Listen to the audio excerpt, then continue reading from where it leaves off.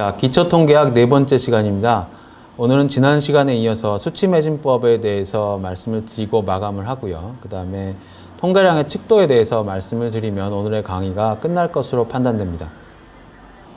예, 수치매진법 두 번째 시간입니다. 지난 시간에 했던 방법들을 다 기억하시겠죠? 그래서 그 기억하시는 방법에 더해서 말씀을 드린다면 n 플러스 1자리의 수치가 앞에 자리 숫자의 단위보다 그 0.5, 그러니까 2분의 1이라든지 그러니까 0.5가 되겠죠. 또는 이제 그 n 플러스 1째 자리 이하의 숫자가 버려진 것인지 올려진 것인지 알 수 없으면 이제 상황이 달라집니다. 그때 A 파트로 갈 것이냐 B 파트로 갈 것이냐에 따라 달라지는데요. 첫 번째, 그 n째 자리의 수치가 짝수인 경우는 버립니다. 0, 2, 4, 6, 8이면 버리셔야 되고요. 예로서 이렇습니다. 2.450이 있는데 유효 숫자 두 자리로 맺어요. 그러면 2.4까지가 유효 숫자가 되는 것입니다. 그리고 만약에 0.0925에서 소수점 셋째 자리까지로 맺어라 라고 했는데 그렇게 되면 이제 0.092가 유효 숫자가 되는 것입니다. 그 다음에 n자리의 자릿수의 수치가 홀수여요. 그러면 1, 3, 5, 7, 9가 되겠죠. 그럴 때는 1단위만 올립니다. 그러면 1.552에서 유효 숫자가 두 자리로 한다 그러면 1.6이 됩니다. 또 0.0395에서 소수점 셋째 자리까지의 자리로 맺는다 그러면 0.04가 0.040이 되게 되는 거죠. 이런 식으로 하셔야 되고요. 그 다음에 n 플러스 1째 자리 이하의 수치가 버려진 것인지 올려진 것을 알 수 있을 때가 있습니다. 앞에 건 이제 모를 때 말씀을 드린 거고요. 알 수 있을 때의 경우에는 역시 두 가지 방법이 있습니다. 2.35, 만약에 2.347에서 올려진 것이다 라는 것을 알고 계세요. 그러면 유효 숫자 두 자리에서만 맺게 된다. 2.35에서 유효 숫자 두 자리에서 끊는다. 그러면 2.3이 되는 것입니다. 그 다음에 4.185에서 소수점 두째 자리로 맺는데 이때 4.1852에서 올려진 것이라고 알고 계시다면 이 소수점 두째 자리에서는 4.19라고 판단을 하시면 되겠습니다. 자, 이제 통계량의 칙도에 대해서 말씀을 드리겠습니다. 자, 항상 다시 한번 말씀드립니다만 모집단이라는 것은 어떤 그 조사나 대상의 분석의 대상이 되는 어떤 특성을 가진 것들의 전체 집단입니다. 그래서 무한 모집단이 있고 유한 모집단이 있다고 말씀을 드렸습니다. 자, 그리고 이 모집단 안에 있는 어떤 특성들을 수량화할 수 있는데 이러한 수량된 이 숫자들, 모집단의 특성을 수량화한 것들을 모수라고 얘기합니다. 모수에는 기본적으로 데이터의 중심 위치를 표시하는 평균이 있고요. 그 다음에 데이터의 흩어진 정도를 나타내는 산포를 추정하는 분산과 표준 편차가 있습니다. 그 다음에 이 분산과 표준 편차를 가지고 이제 모든 것을 핸들링하면 저희가 이렇게 굳이 표본 집단을 샘플링할 필요가 없습니다. 그런데 모집단이 워낙 크기 때문에 무한 모집단의 경우가 많기 때문에 현실적으로 불가능하기 때문에 저희가 모평균, 모분산, 모표준 편차는 잘 모르는 경우가 많습니다. 자, 그러면 이에 대응해서 통계량이라는 것이 존재합니다. 이 통계량이라는 것은 샘플로부터 얻어진 모집단에 대한 정보를 얻기 위해서 모집단으로부터 추출된 샘플 집단, 표지본 집단으로부터 얻어진 데이터입니다. 그래서 그것으로부터 얻어진 계산된 값들을 얘기한다고 말씀드릴 수 있습니다. 자, 똑같이 이 통계량에도 똑같이 중심적 경향을 나타내는 평균이 존재하고요. 그 평균 외에도 중앙치라는 것이 있습니다. 그 다음에 범위중앙치, 최빈수, 조합평균, 기하평균이 있습니다. 여러분들이 기억하실 거는 산술평균, 이른바 평균이라고 말하는 산술평균이 있고요. 그 다음에 중앙치, 범위중앙치, 최빈수 정도는 기억을 하시고 계시는 것이 편하실 겁니다. 그 다음에 똑같이 흩어짐의 정도를 나타내는 산포의 정도를 나타내는 분산, 표준 편차가 있고요. 그 다음에 변동계수가 있고요. 그 다음에 상대 분산이 있습니다. 그 다음에 편차 제곱합이라는 것이 존재하는데 이것은 이제 나중에 여러분들이 통계학에 관련된 다른 수업을 들으시면 아마 나오실 겁니다. 그러니까 편차 제곱합이라는 것이 있다라는 것을 기억하시고 제가 이 뒤에 편차 제곱합에 대한 식을 써놨는데 C태라고 되는 것이 편차 제곱합을 계산하는 데 사용하는 숫자입니다. 그래서 여기 보시면 그 S가 여기 맨 밑에 있는 S가 편차 제곱합을 나타내는 식이니까요. 여러분들께서 잘 보시고 적용하시면 되겠고요. 그래서 산술평균의 경우에는 이제 측정 데이터의 합을 시료의 개수로 n으로 나눈 것을 이제 산술평균이라고 말씀드릴 수 있습니다. 그리고 중앙치는 그 데이터를 크기 순으로 나열하세요. n개의 데이터가 있다면 n개의 데이터를 뭐 0부터 100까지 있다 그러면 0부터 100까지 크기의 순으로 나누시고 그 다음에 그것들 중에서 중앙에 위치하는 값을 중앙치라고 뽑으시는 겁니다. 근데 만약에 이게 데이터가 짝수예요. 만약에 뭐 이렇게 쭉 나열하셨는데 4와 5 사이에 중앙값이 위치한다. 그러면 두 수를 더하시고요. 그걸 2분의 1 하시면 그것이 중앙값이 됩니다. 네, 범위 중앙치가 있습니다. 범위 중앙치는 이 범위 내에서 0부터 100까지면 최대값 하나 뽑으시고요. 최소값 하나 뽑으세요. 그래가지고 그거를 더하신 다음에 나누시면 그것이 범위 중앙치입니다. 만약에 0부터 100이면 100 더하기 0이니까 나누시면 50이죠. 그것이 범위 중앙치가 됩니다. 그다음에 최빈수가 있는데요. 이거는 이제 뭐냐면 빈도가 얼만큼 많이 나오느냐라는 거예요. 근데 이거는 이제 도수분법표에서 여러분들이 도수분법을 작성하시면 이 최빈수를 쉽게 측정하실 수 있습니다. 그러면 이제 측도라는 개념에서 통계량의 측도라는 개념에서 통계량이 나왔어요. 이 통계량이라는 것은 표본 집단의 데이터를 가지고 뽑아낸다는 것을 지금까지 말씀드렸고요. 그러면 이 표본 집단의 데이터를 통해서 뭐 X반이 그러니까 산술평균이죠. 그다음에 S 이것은 이제 표준 편차가 되겠습니다. S 자승이 있는데 이건 분산이 되겠고요. 이런 걸 가지고 이제 모집단의 파라미터 모수를 추정하는 거죠. 그래서 뮤라고 있습니다. 모집단의 평균을 뮤라고 있는데 모평균을 추정하는 경우가 있고요. 그다음에 모분산 시그마 제곱이죠. 모분산을 추정하는 경우가 있고요. 그다음에 모표준 편차 시그마를 추정하고 검정하게 되어 있습니다. 자, 따라서 이 측도라는 것에서 우리가 여러분들이 학습하셔야 될 것은 다음과 같습니다. 첫 번째, 모집단으로부터 추출한 샘플 데이터, 그러니까 표본 데이터죠. 계량치와 개수치로 나눌 수 있다는 것은 여지껏 말씀을 드렸고요. 항상 기억하시고 염두에 두셔야 됩니다. 샘플 데이터로부터 통계량 측도를 활용해 가지고 전체의 모습의 중앙값, 산포를 파악하시게 됩니다. 그래서 중앙값이라는 것은 모평균을 얘기하는 것이고, 산포라는 것은 이제 모분산, 모표준 편차를 말씀드리는 거겠죠. 그렇죠? 그 다음에 모집단으로부터 추출된 샘플 데이터를 가지고 중심 위치의 측도를 분류해서 분석 방법을 파악하셔야 됩니다. 그 다음에 모집단으로부터 추출된 샘플 데이터를 가지고 산포의 측도를 분석해서 분석 방법을 파악하셔야 돼요.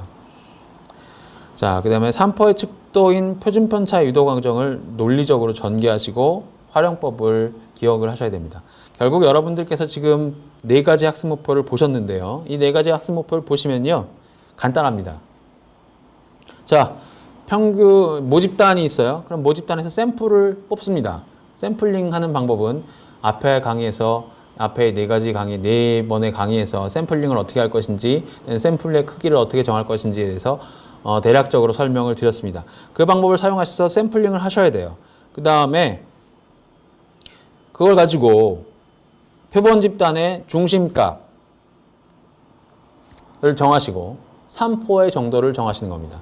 그러면 표본 집단의 중심적 영향이 무엇인지, 산포가 무엇인지, 분포의 모양이 어떠신지를 분석하실 수 있어요. 그렇죠? 그것은 우리가 중심적 영향은 산술평균, 중앙값, 범위값, 범위중앙값, 최빈수, 조합평균, 기하평균을 사용하실 수 있고요. 산포의 경우에는 분산, 표준편차, 범위, 변동계수, 그다음에 상대분산을 사용하실 수 있습니다. 그다음에 분포의 모양에는 외도와 첨도를 사용하셔서 이제 여러분들께서 분포의 모양을 정하실 수 있어요.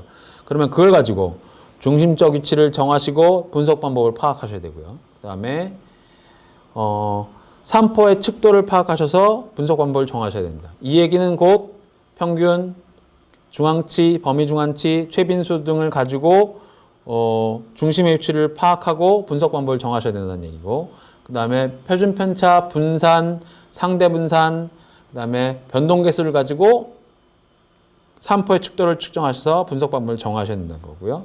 그 다음에 3포의 측도인 표준편차를 어떻게 유도하는지에 대해서 명확히 알고 계셔야 된다는 얘기가 되겠습니다. 자, 똑같은 얘기인데요. 모집단과 표본에서 샘플 집단에서 어떻게 표본을 추출할 것인지, 그 다음에 모집단에서는 모수가 나오는데, 파라미터라고 하는 모수가 나오는데 그 모수에는 어떤 종류가 있는지, 그 다음에 통계량에는 어떤 종류가 있는지에 대해서 그림으로 나타낸 것입니다. 그래서 보시면 모수에는 중심을 대표하는 대표값인 모평균이 있어요. 그 다음에 모수의 3포값을 대표하는, 흩어짐을 대표하는 시그마 자승이 있습니다. 통계량에는 이제 중심을 표시하는 대표적인 값인 X바, 산술평균이 있습니다. 3포를 나타내는 S, 그 다음에 S제곱이 있습니다.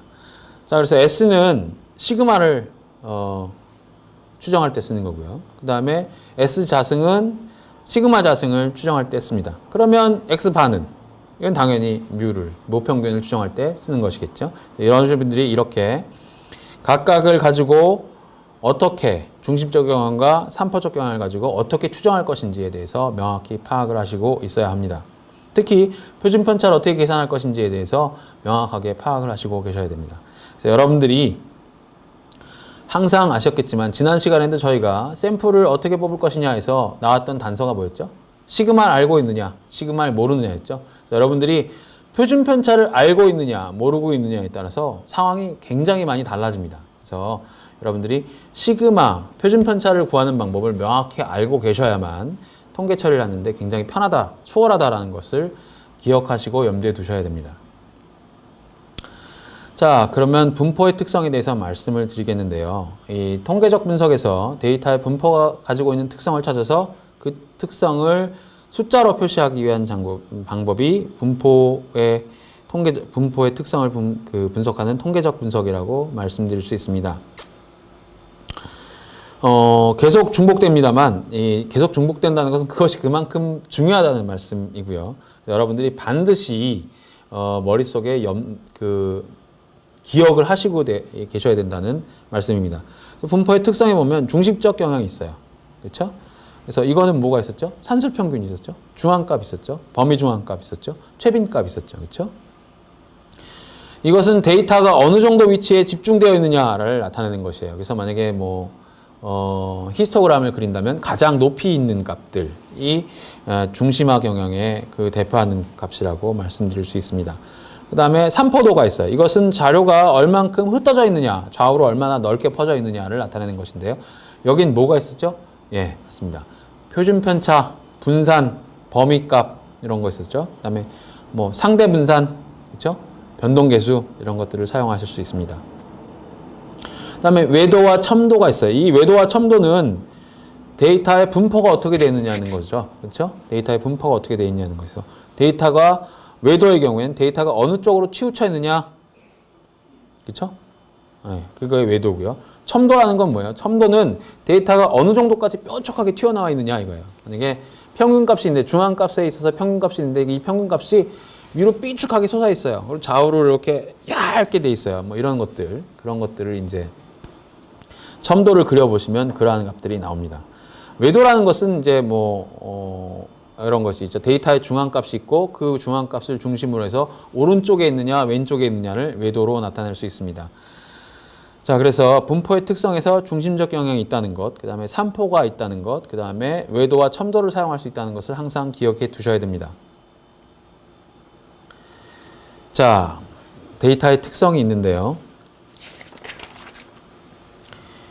자, 데이터에서 중심으로 모이는 경향이 있습니다. 그것은 이제 항상 말씀드리지만 산술평균, 그 다음에 최빈값, 그 다음에 중앙값 이런 것들이 있고요. 그다음에 데이터의 산포를 나타내는 값이 있어요. 흩어짐을 나타내는 값인데 여기 VC라고 말하는 것이 이제 변동계수입니다. 이 VC는요,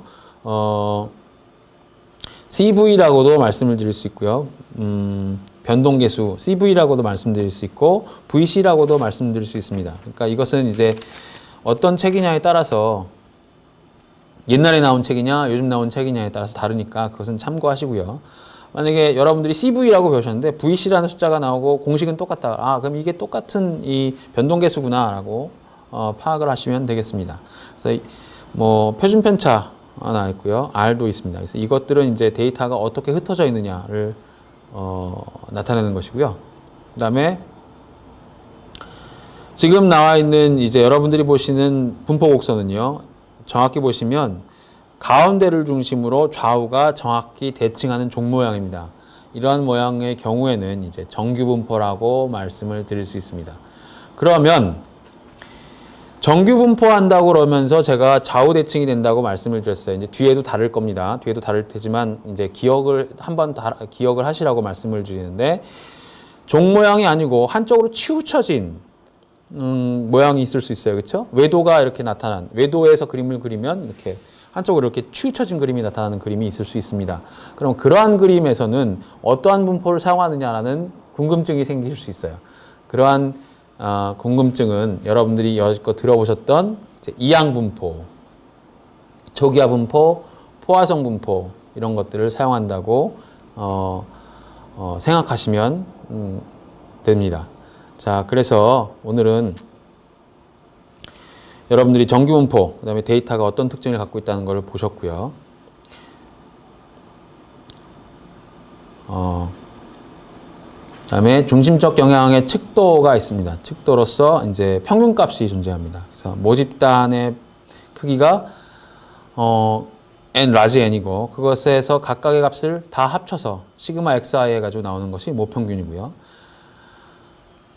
표본 집단에서는 그 표본의 크기 스몰 n에서 각각의 데이터 xi를 다 더해서 나온 것이 x바가 되겠습니다. 그래서 측정값이 이렇게 나옵니다. 측정치가 504, 499, 502, 503, 502 이렇게 돼서 이렇게 쭉 더해서 나오면 501.8이 나오죠. 근데 표본 집단에서는 보시면 6개의 데이터를 샘플링해서 지금 뽑았습니다. 그런데 여기 지금 보면 하나가 다 500대의 데이터가 나왔는데 200대의 이상치가 하나 딱 나왔어요. 그렇죠? 그 이상치가 어떠한 영향을 주느냐에 따라서 이렇게 평균값이 달라지는 것을 보실 수 있습니다. 오늘은 지난 시간에 의해서 수치매진법의 두 번째 방법을 여러분들에게 좀 자세히 설명을 드렸고요. 그 다음에 통계량의 측도가 무엇이냐라고 말씀을 드렸습니다. 그래서 중심적 경향이 있고 그 다음에 산포에 대한 경향이 있다라고 말씀을 드렸고요. 각각의 중심적 경향과 산포 경향을 가지고 여러분들이 통계량으로서 중심적 경향인 산술평균, 그 다음에 표준편차 분산을 가지고 모집단의 모분산, 모표준편차, 모평균을 추정한다는 것을 학습하셨습니다. 그래서 각각을 중심적 경향인 산술평균을 사용해서 어떻게 모평균을 추정하는지, 그 다음에 표준편차와 분산을 사용해서 어떻게 모표준편차와 모분산을 추정하는지, 그 다음에 표준편차를 어떻게 계산하는지에 대해서 학습하시는 것이 중요하다고 말씀을 드렸습니다. 표준편차의 경우에는 표준편차를 알고 있느냐, 모르고 있느냐에 따라서 통계량을 핸들링하는 상황이 많이 다르고 표준편차를 아는 것이 굉장히 중요하다는 말씀을 드렸으니까요. 그것을 반드시 염두에 두셔야 될 것으로 사료됩니다. 계속 같은 내용이 나왔습니다만 이제 중심적 경향과 산포적 경향이 있고요. 그 다음에 그 산포적 경향에서 어떠한 특성이 나타나는지를 말씀드렸고요. 그 다음에 중심값을 중심으로 해서 좌우가 정확히 대칭되는 그래프가 나온다면 그것이 정규분포라는 말씀을 드렸습니다. 그리고 그 정규분포가 아닌 경우 중심값을 중심으로 어떤 쪽으로 치우쳐 있는 경우에는 어떠한 분포를 사용하느냐, 초기화 분포, 가이자승 분포, 죄송합니다. 끊어서 하면 안 될까요, 선생님? 여기서부터? 예. 정규 분포가 아닌 경우에는 어떠한 분포를 사용하느냐에 따라서 제가 이항 분포나든지 포화성 분포를 사용한다고 말씀을 드렸습니다. 그래서 여러분들께서 이러한 상황을 잘 기억하시고 학습을 진행하시고 현업에 사용하시는데 도움이 되셨으면 좋겠습니다. 이상으로 오늘의 강의를 마치겠습니다.